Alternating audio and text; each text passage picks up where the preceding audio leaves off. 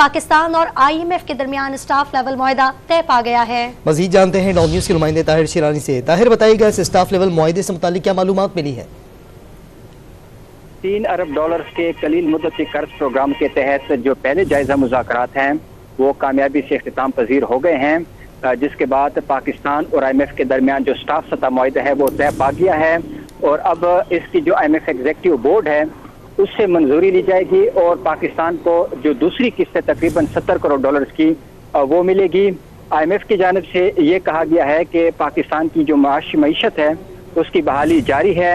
IMF ने जो पाकिस्तान की जानिब से रवां माली साल के पहले जो सहमाई के दौरान जो इक़दाम किए गए हैं, बिजली की कीमतों में इजाफा किया गया है, जो एडजस्टमेंट की गई है उसको सराहा है। इसके साथ जो गैस की कीमतों में हुकूमत की जानिब से इजाफा किया गया है, इत्तलाक 1 नवंबर से किया गया है, उसकी भी IMF की जानिब से खैर मकदम किया गया है।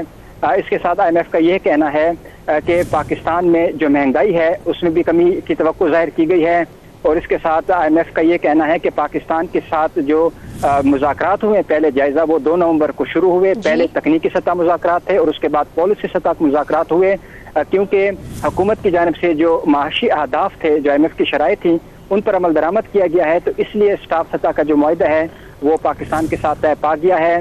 जो IMF वफ्द कमीशन था वो नेथन पोर्टर की सरबराही में पाकिस्तानी हुकाम के साथ मुज़ाकरात किए और आज क्योंकि मुज़ाकरात खत्म हो गए और उसके बाद ये मुआहदा तय पा गया है। ठीक है ताहिर, बहुत शुक्रिया आपका।